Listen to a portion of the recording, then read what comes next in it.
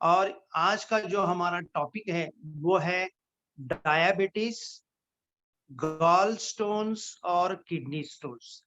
तो डायबिटीज या pre diabetes या इंसुलिन रेजिस्टेंस, अभी हम लोग कहेंगे कि बहुत सारे लोगों को अभी ये पता हो चुका है कि इंसुलिन रेजिस्टेंस हमारे शरीर में क्या-क्या कर सकता है। तो डायबिटीज, प्री डायबिटीज या हाई इंसुलिन, गॉल स्टोन्स और किडनी स्टोन्स का क्या रिलेशन है? ये तीनों एक दूसरे के साथ क्यों ज़्यादा जुड़े हुए रहते हैं?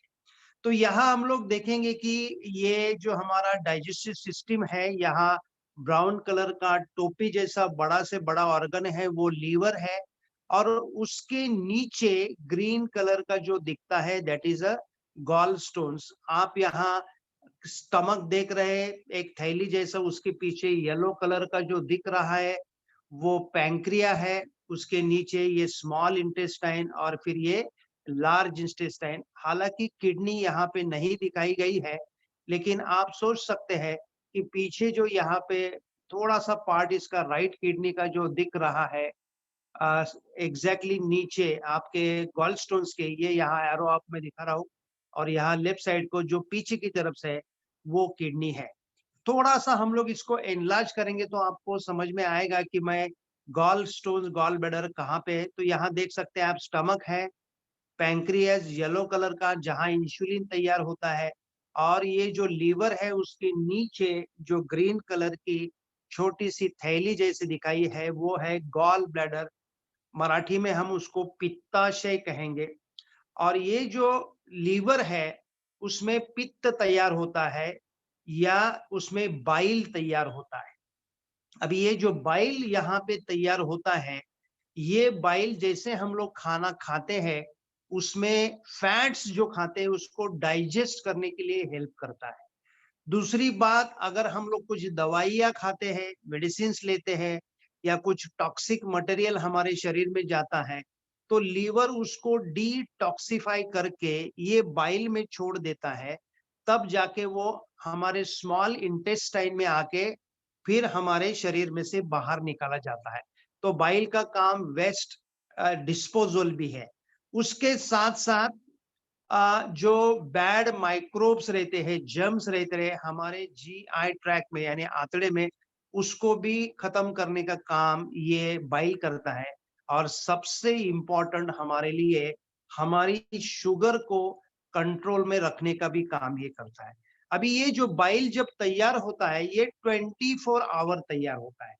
लेकिन जब खाना हम लोग नहीं खाते तो इसकी ज़रूरत नहीं रहती, इसलिए उसको कहाँ तो स्टोर करना पड़ता है और ये जो बाइल स्टोर किया जाता है, वो स्टोर किया जाता है। ये जो हेल्दी गॉल ब्लैडर यहाँ आप देख रहे हैं, वो है गॉल ब्लैडर यानी पित्ताशय, यानी पित्त की थैली। और जैसे हम लोग खाना खाते हैं, फिर यहाँ से ये बाइल फिर हमारे आंतड़े में छोड़ा जाता है। अभी ये जो पित्ताशय की थैली है या गॉल ब्लैडर है, इसमें ये स्टोन्स हो जाते हैं। अभी कुछ स्टोन्स थैली में है, तो वो ज़्यादा तकलीफ नहीं देते, लेकिन जैसे ये स्टोन ये नली में गॉल ब्लैडर के जाके अटक जाता है, तो हमें गॉल स्टोन्स की वजह से एक अटैक आ जाता है, पेन शुरू हो जाता है, उसको हम लोग गॉल ब्लैडर का पेन कह सकते हैं। तो अभी ये जो गॉल ब्लैडर में स्टोन्स होते रहते हैं, वो 4 प्रकार के हैं। ये कोलेस्टेरॉल से बने हुए रहते हैं, ये कलरफुल रहते हैं इसलिए इनको पिगमेंट स्टोन्स कहते हैं, या कुछ कैल्शियम के रहते हैं या कुछ कोलेस्टेरॉल पिगमेंट दोनों के साथ जुड़े हुए रहते हैं। तो इस प्रकार से हमारे शरीर में स्टोन्स होते हैं, लेकिन मैक्सिमम स्टोन जो रहते हैं वो कोलेस्टेरॉल के स्टोन्स रहते हैं। अभी वेस्ट से अगर हम ईस्ट आएँगे तो ये जो गॉल स्टोन्स के बीमारी है, वो वेस्टर्न कंट्री में थोड़ा ज़्यादा पाई जाती है। करीबन 10 टू 15% एडल्ट्स लोगों में ये गॉल स्टोन्स दिखते हैं। इंडिया में करीब 6 से 7% लोगों को ये गॉल स्टोन दिखते हैं। लेकिन अचरज की बात है कि आजकल ये गॉल स्टोन थोड़े कम उम्र में 10-15 साल की उम्र में भी बच्चों को भी हमने देखना शुरू किया है और कहीं न कहीं इसका जो रिलेशन है वो हमारे लाइफस्टाइल से बहुत सारा जुड़ा हुआ है। और जैसे कि इसके पहले हमने कहा, करीबन 80% लोगों को कोलेस्टेरॉल के स्टोन्स होते हैं। अब ये गॉल स्टोन्स की जो बीमारियां हैं, वो बीमारी के साथ ऐसा पाया गया है कि हार्ट की बीमारी बहुत ज्यादा एसोसिएटेड रहती है। इसका मतलब है कि जिनको गॉल स्टोन्स की बीमारी है, उनको हार्ट की बीमारी बहुत जल्दी हो सकती है, और जिनको हार्ट की बीमारी है, उनको भी गॉल स्टोन्स की बीमारी ज्यादा होती है।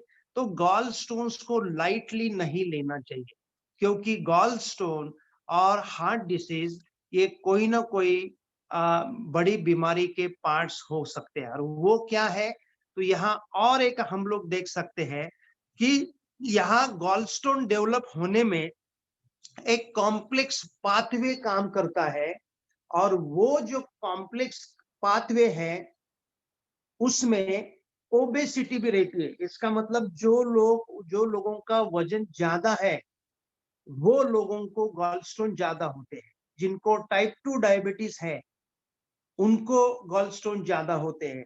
जिनके पास नॉन अल्कोहलिक फैटी लीवर है, मतलब जिनका लीवर फैट से भरा हुआ है, उनको गॉलस्टोन ज्यादा होते हैं। और मेटाबॉलिक सिंड्रोम जो हमने देखा है, या प्री डायबिटीज, ये लोगों को भी गॉलस्टोन ज्यादा होते हैं। तो इसका जो एक जड़ है, वो है इंसुलिन रेजिस्टेंस। यस, तो heart disease, gall stones, obesity, type 2 diabetes, fatty liver या प्री डायबिटीज या अदर कोमॉर्बिड कंडीशन का जो मिसिंग लिंक है, वो लिंक है इंसुलिन रेजिस्टेंस। और ये इंसुलिन रेजिस्टेंस एक क्रूशियल लिंक है हमारे ये सभी लाइफस्टाइल डिसीजेस होने के बारे में। और जब भी कभी ये गॉल स्टोन्स होते हैं, बहुत सारे लोगों को तो कोई सिम्टम्स नहीं रहते हैं, लेकिन ये लोगों को हार्ट बर्न होता है, जलन होती है, बेल्चिंग, एसिडिटी होती है। लेकिन कुछ लोगों को गैसेस पास ज्यादा होते हैं, वीकनेस हो जाता है, डाइजेशन सही नहीं होता, भूख नहीं लगती। लेकिन अगर ये गॉल स्टोन ये नली में अटक जाता है, तो severe pain right side of the abdomen शुरू हो जाता है, और उसके साथ साथ बहुत सारा वॉमिटिंग या उल्टी भी इनको हो जाती है। तो गॉल स्टोन्स बहुत सारे लोगों के सिम्टम लेस रहते हैं, लेकिन जैसे ये गॉल स्टोन अटक जाता है, तो सीवियर सिम्टम हो सकता है। बहुत सारे बार जब पेशेंट हमारे क्लिनिक में आते हैं, तो हम पहचान नहीं पाते हैं कि इनको गॉल स्टोन का अटैक है या इनको हार्ट अटैक है। इसका रीजन क्या है कि दोनों कंडीशन में एब्डोमेन या हार्ट के सेंटर में ज्यादा पेन होता है, और उसके साथ साथ स्वेटिंग रहता है, और उसके साथ साथ दर्द बहुत। तो पेशेंट ये मतलब कह नहीं पाता कि कहाँ से ये पेन आ रहा है, और बहुत सारी बार ये हार्ट अटैक के लिए भी मिसलीड कर सकता है। अभी बहुत सारे रीजन, कारण क्या है, तो गॉलस्टोन्स का मेन रीजन तो हमने देखा है कि जड़ जो है वो इंसुलिन रेजिस्टेंस है, लेकिन उसके साथ साथ और भी कुछ कारण हैं।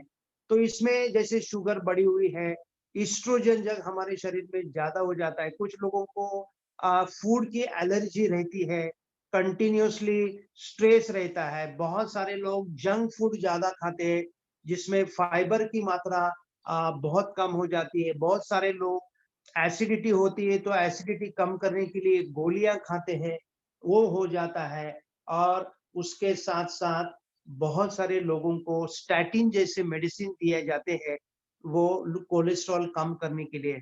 बहुत सारे लोगों के अभी भी मन में है कि नेचुरल फैट हमारे लिए बुरा है, तो वो लोग कम फैट वाला खाना खाते हैं।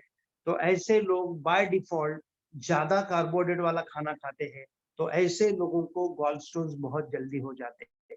अभी बहुत सारे लोगों को एक ही पता है कि अगर गॉलस्टोन्स होता है तो उसको ऑपरेशन किया जाए, लेकिन हमारे तरफ से अगर वो छोटे हैं, नीचे है, तकलीफ नहीं है, तो लाइफस्टाइल डिसीज का ट्रायल देके, डाइट में बदलाव करके इनके गॉलस्टोन, आजकल कुछ मेडिसिन भी आ रहे हैं, तो गॉलस्टोन्स को भी हम लोग धीरे धीरे रिजॉल्व कर सकते हैं। लेकिन अटका हुआ गॉलस्टोन, जॉन्डिस है, सीवियर कंडीशन है, कोलेसिस्टाइटिस है, कोलेसिस्टेक्टोमी यानी उसकी सर्जरी जरूरत है तो करनी पड़ेगी। अभी गॉलस्टोन के साथ साथ उसका दूसरा भाई स्टोन यानी किडनी स्टोन्स। अब ये जो किडनी है, हमारे पीठ में 2 किडनीज रहती है, करीबन इनकी साइज लंबाई करीबन एक 12.5 सेंटीमीटर और इनकी चौड़ाई करीबन 7 सेंटीमीटर और इनका डेप्थ है करीबन 5 सेंटीमीटर और 100 सवा 100 ग्राम की ये एक-एक किडनी 2 बाजू हमारे शरीर में कंटिन्यूअसली जो वेस्ट प्रोडक्ट है उसको फिल्टर करके एज अ यूरिन हमारे शरीर में से बाहर निकाल देते हैं। अभी ये जो राइट लेफ्ट साइड को आप देख रहे हैं ये नॉर्मल किडनी है और यहाँ राइट साइड को आप देख रहे हैं इसके अंदर छोटे-छोटे स्टोन्स है और जैसे गॉल स्टोन्स कभी-कभी तकलीफ नहीं देते, किडनी स्टोन भी छोटे हैं, अगर वो ऑब्स्ट्रक्ट नहीं कर रहे पेशाब के फ्लो को तो तकलीफ नहीं देंगे, लेकिन जैसे ये यूरेटर यानी जो किडनी में से बाहर निकलने वाली नली है, उसके जगह आ जाते हैं या ये यूरेटर जब ब्लैडर नीचे पेशाब की थैली में जाता है तो उसका मुंह थोड़ा छोटा हो जाता है, वहां जल्दी से अटक जाते हैं, तो रीनल कोलिक यानी किडनी स्टोन का अटैक आ चुका है, ये देखते हैं। और जैसे हमने देखा कि गॉल स्टोन्स में ज्यादा से ज्यादा स्टोन्स ये कोलेस्ट्रॉल के रहते हैं, तो किडनी स्टोन्स ये ज्यादा से ज्यादा यूरिक एसिड के रहते हैं या कैल्शियम ऑक्सलेट या अगर कभी कभी कुछ इन्फेक्शन हो जाता है तो वो इन्फेक्शन के ऊपर हमारा शरीर जो कैल्शियम का कोटिंग करता है, तो इन्फेक्शन की वजह से भी ये स्टोन्स तैयार हो जाते हैं। अभी ये स्टोन्स आपके दोनों किडनी में हो सकते हैं या ये किडनी के नली में यूरेटर्स में हो सकते हैं या अगर वो नीचे जाते हैं ब्लैडर में तो ब्लैडर में भी हो सकते हैं और हमारा ब्लैडर एक साथ 1 लीटर 2 लीटर तक पेशाब को होल्ड करता है। तो ब्लैडर स्टोन्स किडनी स्टोन्स के साइज से हमेशा बड़े रहते हैं और उससे सिम्पटम्स भी बहुत सारे लोगों को कम आते हैं।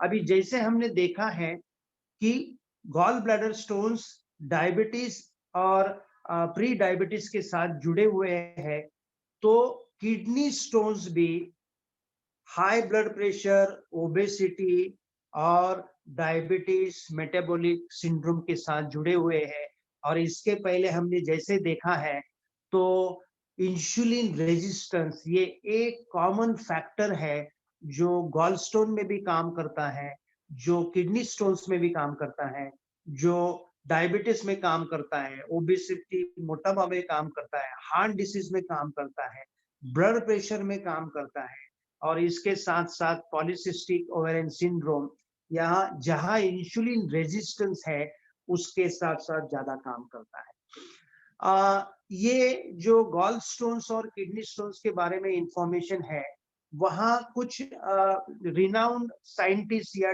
डॉक्टर्स हम लोग कहेंगे, इनमें लियान ओलांस्की जो डॉक्टर है क्लीवलैंड यूएस में, शी इज एंडोक्राइनोलॉजिस्ट और यहाँ पे उन्होंने जो जो अभी इसके पहले हमने देखा है, तो वहाँ वो भी लिखते हैं कि people with diabetes and metabolic syndrome, high triglyceride and obesity are high risk of having a diabetes और 3 से 4 गुना ये जो लोग हैं जिनको इंसुलिन रेजिस्टेंस है, ये लोगों को डायबिटीज के साथ-साथ ये गॉल ब्लैडर स्टोन्स होने की संभावना रहती है, 3 से 4 गुना ज़्यादा।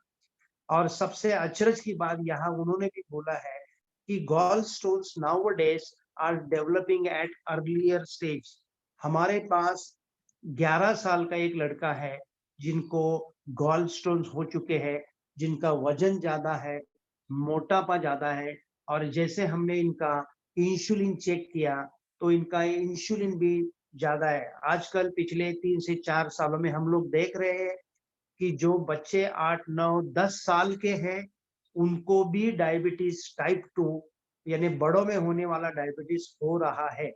300, 350 शक्कर के साथ ये 8 से 9 साल के बच्चे आ रहे हैं, मोटापा है उनके साथ और इनकी खान-पान की आदतें देखेंगे, तो इनका कारण वहाँ पे ये था और यहाँ पे डॉक्टर लियान ओलांस्की भी यही कर रहे हैं कि there is a connection between insulin resistance, gall stones and diabetes और यहाँ पे क्या होता है कि जब हम लोग कार्बोहाइड्रेट को एक्सेस खाते हैं विच इज और हमारे बॉडी में जो ट्राइग्लिसराइड में कन्वर्ट किया जाता है, और जब ये ट्राइग्लिसराइड में कन्वर्ट किया जाता है तो ये ट्राइग्लिसराइड एक प्रकार का कोलेस्ट्रॉल है जो हमारे शरीर में गॉल स्टोन्स होने में ज्यादा तकलीफ करता है और ये इनकी जड़ का मेन कारण है। तो यहाँ पे ये एक्सपर्ट हमें सिखा रहे हैं कि आप शुगर को कंट्रोल कीजिए, आप गुड फैट्स को खाइए, ओमेगा 3 फैट्स को खाइए और रिफाइंड कार्बोहाइड्रेट का कंजम्पशन को कम करिए।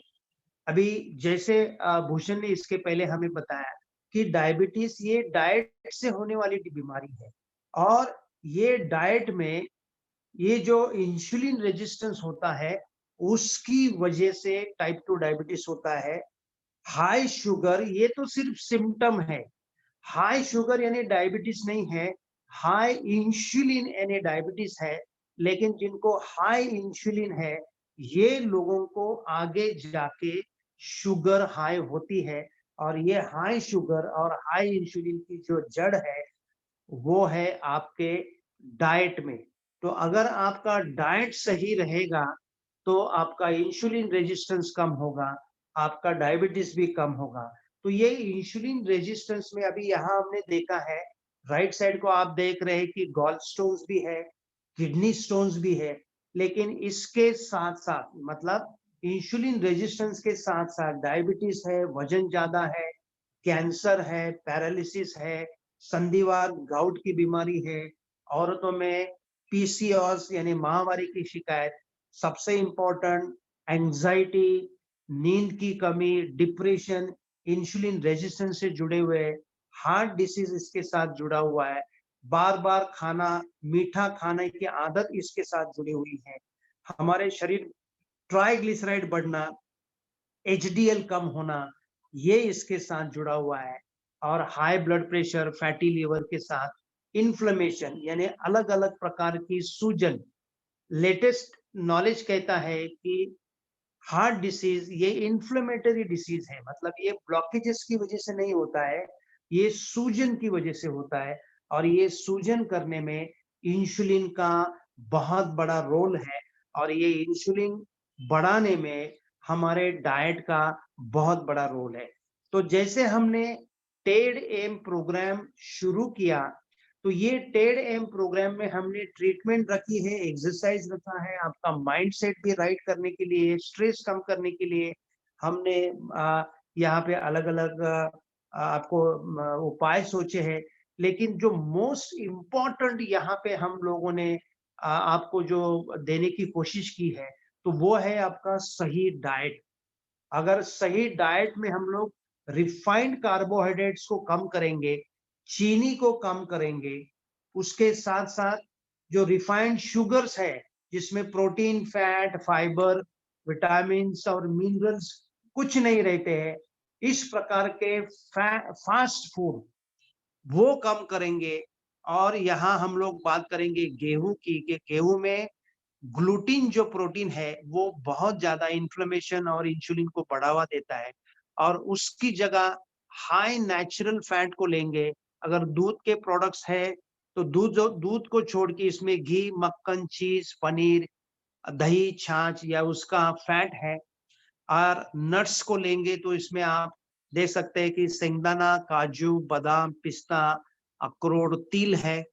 और अगर नॉन वेज की बात करेंगे तो यहाँ चिकन, एग्स, मटन, एग्स है और एग्स में स्पेशली हम लोग एडवाइस करते हैं हमारे सभी पेशेंट के लिए इंक्लूडिंग हार्ट के पेशेंट को, वी यू कैन ईट अगर इफ यू वांट तो विथ एग योक के साथ आपको खाना चाहिए क्योंकि उसमें गुड क्वालिटी का फैट है, कोलेस्ट्रॉल भी है। लेकिन कोलेस्ट्रॉल से आपका कोलेस्ट्रॉल नहीं बढ़ता, ये आपके शुगर की वजह से होता है। और इसके साथ साथ अगर वेजिटेरियन लोगों के लिए अलग अलग प्रकार के हम लोग सीड्स खाएंगे, इसमें राजमा है और प्रकार के, तो वो भी आपको बहुत सारा हेल्प करते हैं।